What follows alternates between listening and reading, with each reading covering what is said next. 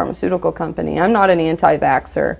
I just believe in research and science. Well, in this database, you came across a chain of emails discussing fetal tissue and the COVID vaccine. Vanessa Gelman, who works in Washington, D.C., is Senior Director of Worldwide Research. The question came up as an inquiry to our MedInfo group. They're asking, quote, did Pfizer make use of a cell line from an aborted fetus? They want you to leave out the highlighted part, which is the one or more cell lines with an origin that can be traced back to human fetal tissue has been used in laboratory tests associated with the vaccine program. And here we have your badge. You are an employee of Pfizer? I work at the McPherson, Kansas plant. It's one of the biggest plants in the operation of Pfizer. We produce some of the most units. This message from Vanessa Gelman. From the perspective of corporate affairs, we want to avoid having the information on the fetal cell lines floating out there. We believe that the risk of communicating this right now outweighs any potential benefit that we could see, particularly with general members of the public who may take this information and use it in ways we may not want it out there. We have not received any questions from policymakers or media on this issue in the last few weeks, so we want to avoid raising this if possible. Wow. We believe that the risk of communicating this right now outweighs any potential benefit we could see. They ought to put that on American currency. Philip Dormitzer, Vice President, Chief Scientific Officer. These are not low-level people here. So you're showing us emails between the Vice President of Pfizer, the Senior Director of Worldwide Research, about how to couch it a certain way because we would not want to tell the people that it can be traced back to human fetal tissue.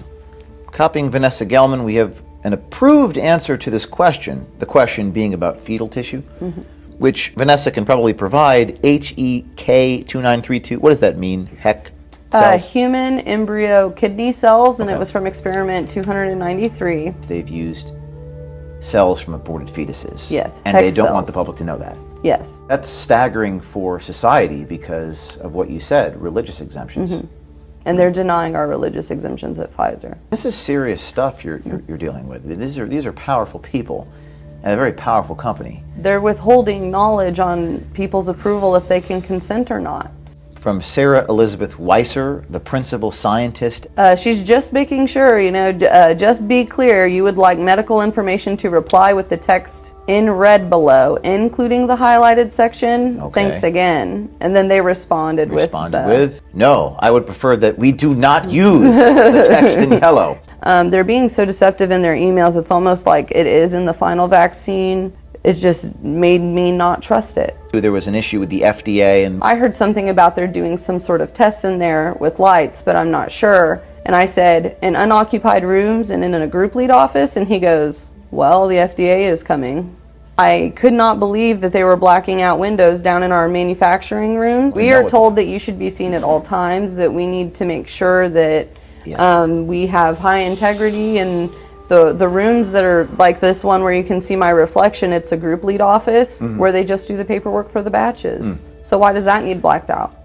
And why did you decide to come to Project Veritas? Because I felt it was the right thing to do. I feel like I have no one else to turn to when my own company won't be honest with me. What I was told to do was to trust Project Veritas and to go with you guys, by lawmakers, by lawyers. Really?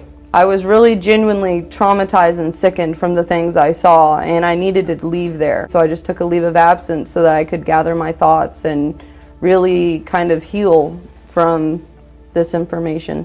The extraordinary act of blowing the whistle on the company and publishing emails from their vice president is another step entirely. Are you afraid of doing this? A little bit. I have faith that I'll be protected, or whatever the outcome is what it's supposed to be.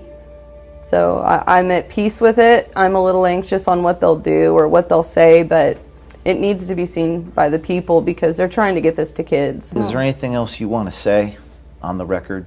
There's going to be millions of people that watch this. I'd like to say something to Pfizer. You guys are very adamant about integrity and making sure that things are done right and that things are always double checked.